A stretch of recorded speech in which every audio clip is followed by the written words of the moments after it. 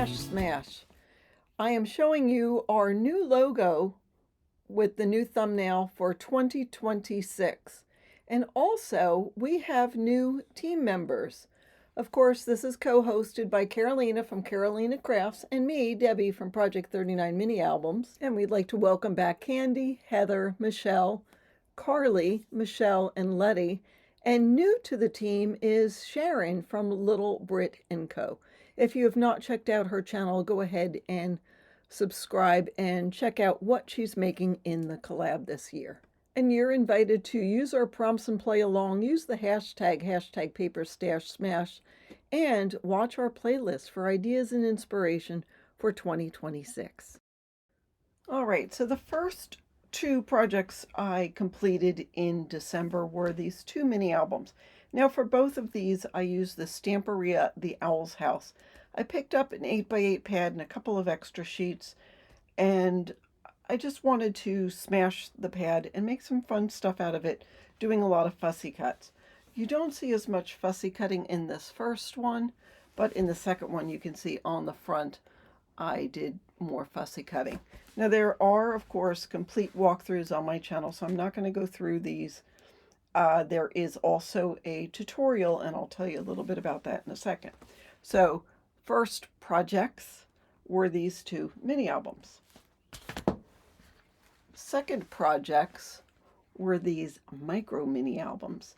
So in the Stamperia paper collection, there was two sets, so 4 pages total of, I think they call them postcards. I saw it referred to as postcards.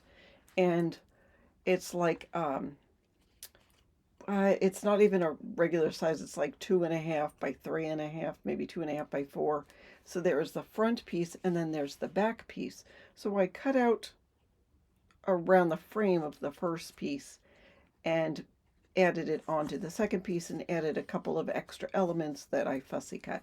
So again, there's walkthroughs on that, and there is a tutorial on both of these. Now they're different orientations, but they're still pretty sweet. They were fun to make. I enjoyed making them.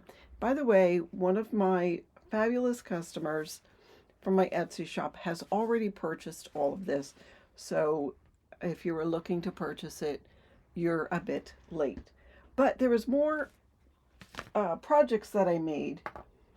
I had some extra paper left over, and I made these ornaments. They're actually wooden ornaments. Ooh, I thought I painted the back. I did.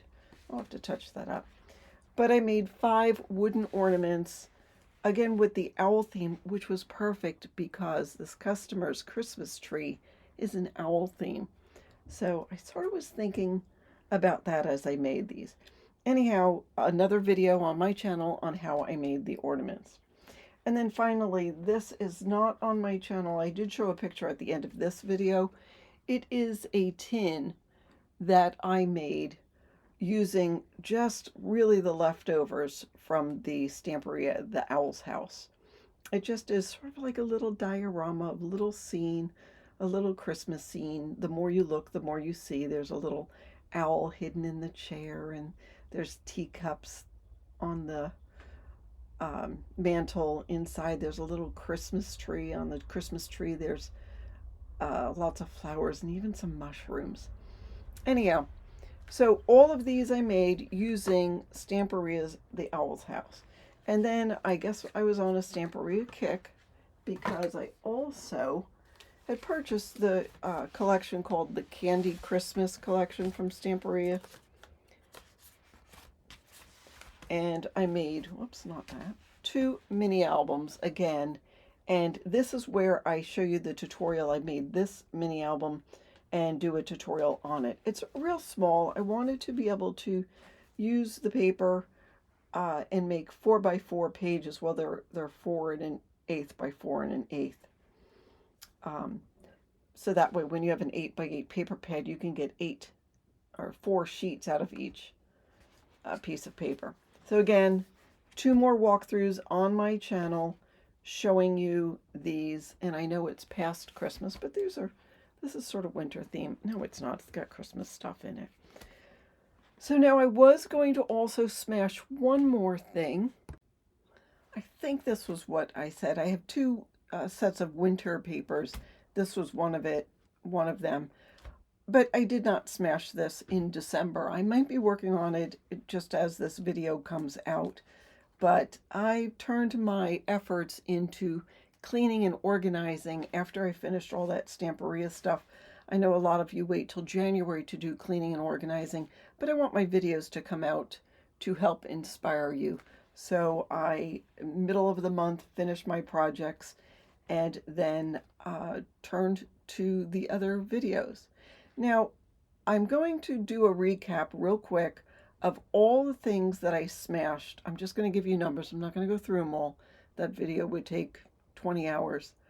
But I'll give you the numbers of how many items I smashed in 2025. And I will also tell you my plans for 2026. And our format is going to change a little bit. So we're going to talk about that.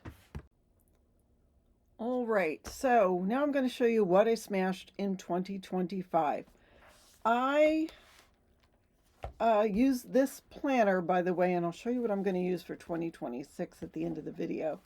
And so if I go through and count everything that I smashed, then I come up with 5, 10, 15, 20, 21, 22 12 by 12s, 10 6 by 6, 5 others. They could have been 6 by 8, 8.5 by 11. I think I did more than that, to be honest with you. But you know what? It sounds good. Because I kept track of this. Every 2-3 months, I would go through and write down what I have, crossed out what I didn't. And I have a lot of crossed out ones from all of my lists that I have. But that's okay. The whole point for me is to use more than I purchased. And in 2025, that is what I did. You see collections come out and they're beautiful and you want to use them or buy them and covet them or whatever you want to do with your collections. I buy them and I don't covet them. Number one, I don't have room to save things. And number two, I buy them so I can use them and hopefully inspire you. So that's a wrap for 2025. Now let's look forward to 2026. So for 2026, I have made my own planner, and it is in this format. It's about 8.5 by 11. It's a little bigger just because I laminated the cover, and that makes it a little bit bigger. So this is available in my coffee shop. I've got a whole video telling you about this planner.